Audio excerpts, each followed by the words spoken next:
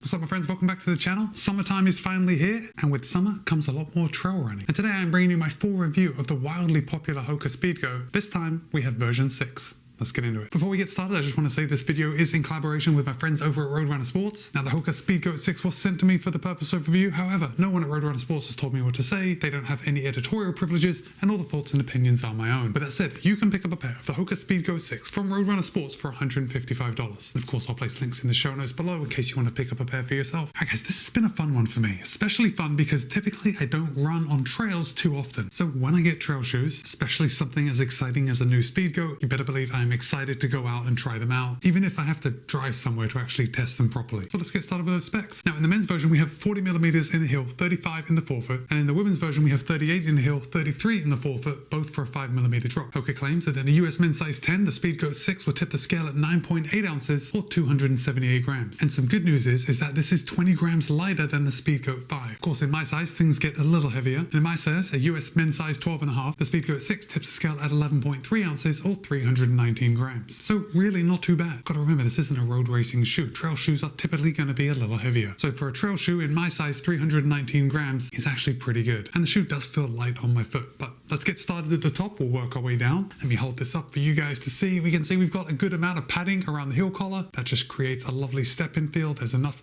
padding here that it grips the back of your ankle nicely. The heel counter is very rigid, which is definitely what we want on a trail shoe. Sometimes things get a little squirrely on the trails. We want to make sure our shoe is fitted nicely. We've got this little heel pull right on the back, although I didn't find I had to use it. Found it pretty easy to put my foot in, get everything situated. And for the upper, this is something that HOKA has updated after last year, and they updated it primarily because they were getting a few complaints that the upper on the Speedgoat 5 was just a little stretchy when it got worn in. They've totally rectified it this year. They're using a lovely lightweight woven textile upper. It's light, it's breathable, and it feels pretty resilient. Now there aren't too many overlays on the Speedgoat 6. We do have a little bit of reinforcement coming along the toe box on the outside, but it's going to give a little bit of protection from kicking rocks, things like that, although it's not over the top. Like if you purposely kick a rock, your foot is not going to be protected. We've got the HOKA branding here on the lateral side, a little bit of something, I think this is just for aesthetic purposes, on the heel, and then we've got the reinforcement coming right along the eyelet chain. While we're talking about the upper, HOKA has also included a dynamic vamp, and basically this is going to give a little flexibility in the forefoot. So while this upper is quite rigid, this dynamic vamp is going to let your feet move around a little more than they ordinarily would. Let's come to the inside, and on the inside we have the tongue. The tongue is not overly padded. We do have a fairly large piece of padding right here, which is exactly where you're going to be tying your laces, so that's pretty good placement. We have a lace loop right here in the middle, and then the tongue is gusseted on both sides. I didn't experience any tongue migration in the Speedgoat 6, which is to be expected because the tongue has nowhere to go. It is tied in nicely. Now while the upper doesn't have too many overlays, if we come to the inside, HOKA is now using an internal chassis system. And basically this is like a little reinforcement or little reinforcement strips along the inside of the upper, and they just create a little bit of structure. So when you cinch down those laces, you are pulling that upper tight around your foot. It seems to work quite well. My foot felt very secure when I had it all locked in. And that's actually saying something in some trail shoes, because when you're going up and down and your footing is getting a little loose, you really want to be sure that those shoes are attached properly. You want to be sliding around on the inside. That actually reminds me to tell you, if this is the first review you've seen of mine, I have found that I have to go down half a size in most HOKA shoes. So I think for most other brands, my sizing is US men's size 13. In HOKA's, I generally take a men's size 12.5. That's just something for you to keep in the back of your mind. The Speedgoat 6 does have a removable insert, which is definitely to be expected, especially in a pair of trail shoes. I know that every time I've taken these out, they have gotten absolutely filthy, and I really have to take them apart and hose them off. Now, let's come down to the midsole. And this is somewhere else where HOKA has made some big changes, big improvements. I guess there is a difference between improvements and changes. Anyone can make a change, but we hope that they are improvements. In this case, the midsole is definitely an improvement. Now, HOKA is still using a compression molded EVA, but it's a new and improved compression molded EVA. And if you remember, they did the same thing with the Mark 6. And it seems to me that EVA